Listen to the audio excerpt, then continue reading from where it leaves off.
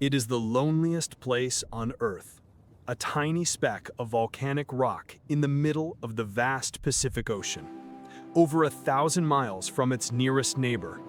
Yet, on this isolated island, an ancient civilization achieved the impossible. They carved nearly 1,000 colossal stone giants, some weighing as much as a Boeing 737, and marched them miles across rugged terrain to stand watch over the coast. For centuries, the world has looked at these statues, the Moai, and asked two questions. How did they do it? And more importantly, where did they go?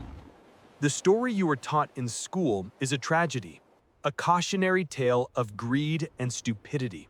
We are told the Rapa Nui people were reckless. They obsessed over their statues, chopping down every last tree to roll these stone giants into place. They destroyed their environment, starved their people, and descended into cannibalism and civil war. It is known as ecocide, suicide by ecological destruction. It is a compelling story. It fits perfectly with our modern anxieties about climate change and overconsumption. But there is just one problem. It is a lie. A fabrication built on flimsy evidence and historical bias.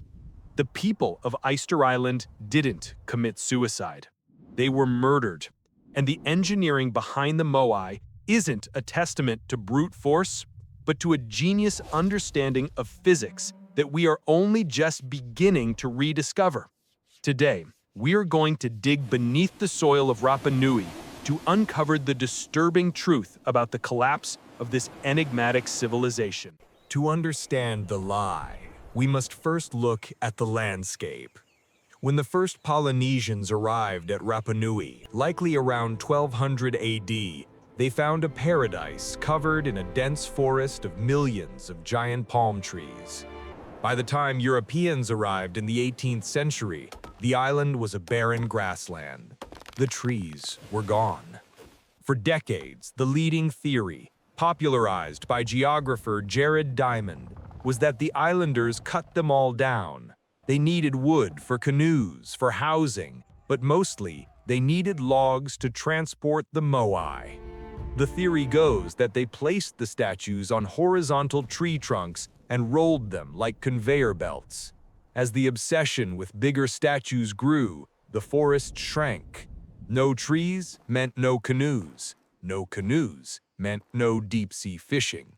Soil eroded, crops failed, the society collapsed into chaos. It sounds logical, but recent archaeological work has shattered this narrative. When researchers like Terry Hunt and Carl Lipo analyzed the ancient palm nuts found preserved in caves and soil layers, they found something strange. The nuts hadn't just been burned or chopped, they had been gnawed. Tiny, distinct teeth marks were found on nearly every single palm seed recovered. The culprit wasn't a man with an axe, it was something much smaller and far more invasive. Rats. Specifically, the Polynesian rat. When the first settlers arrived, they brought these stowaways in their canoes. With no natural predators on the island and an endless supply of palm nuts, the rat population exploded. Some estimates suggest the island could have hosted over 3 million rats. They didn't chop down the trees, they ate the seeds. They prevented the forest from regenerating. The old trees died of natural causes, and thanks to the rats, no new ones grew to replace them. Did the loss of the forest kill the people? Surprisingly, no. The Rapa Nui were incredibly resilient. They adapted. They invented a technique called lithic mulching, using volcanic rocks to fertilize the soil and retain moisture.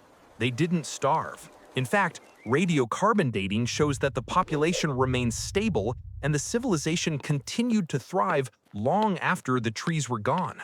They were still carving statues. They were still living in peace. The collapse didn't happen in the 1600s, as the ecocide theory claims. The real apocalypse arrived on Easter Sunday, 1722. 3 Dutch ships commanded by Jacob Roggeveen spotted the island. This was the moment of first contact. It should have been a moment of wonder. Instead, within hours of landing, the Dutch grew nervous of the curious crowd and opened fire. 12 islanders were killed instantly. It was a grim foreshadowing of what was to come. But guns were the least of their worries. The Europeans left behind invisible killers: syphilis, gonorrhea, and smallpox. The civilization didn't crumble from within, it was crushed from without. In 1862, Peruvian slave raiders landed on the island. In a brutal campaign, they captured over 1,500 people, about half the remaining population. But they didn't just take anyone. They specifically targeted the king, the royal family, and the Maori, the learned class who knew how to read the ancient Rongorongo script and held the oral history of the island. They were hauled off to work in the guano mines of Peru. Due to international outrage, Peru eventually released the few survivors. Only 15 made it back alive, and they brought smallpox with them. The resulting epidemic was catastrophic. By 1877, a civilization that once numbered in the thousands had been reduced to just 111 souls. 111 people. That is not a collapse caused by cutting down trees. That is a genocide. We have been blaming the victims for their own extinction for over a century. If they didn't cut down the trees to move the statues, then how did they move them? This brings us back to the central mystery of the island, the Moai. We are talking about blocks of compressed volcanic ash weighing up to 80 tons, equivalent to 20 large elephants. The log roller theory is not just wrong because of the rats, it's wrong because of physics. Rolling these statues on their backs would have crushed the delicate carvings on their noses and chins. Oral legends on the island have always claimed the statues walked to their positions. Archaeologists used to laugh at this, calling it magic or superstition. But what if the legends were literally true? Engineers analyzing the center of gravity of the statues found something ingenious. The Moai were carved with a forward lean and a heavy belly. They were designed to be unstable. By attaching 3 ropes, one to the back and one to each side, a small team of people could rock the statue back and forth. Lean it left, twist it right. Lean it right, twist it left. With this rhythm, the massive stone giant waddles forward. It walks.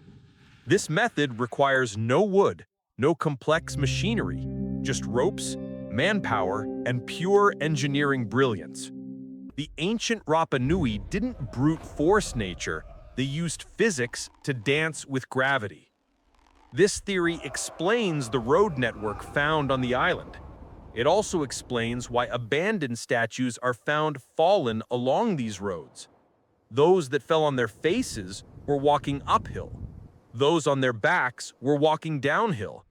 When a statue fell and broke, it was left where it lay, a casualty of the journey.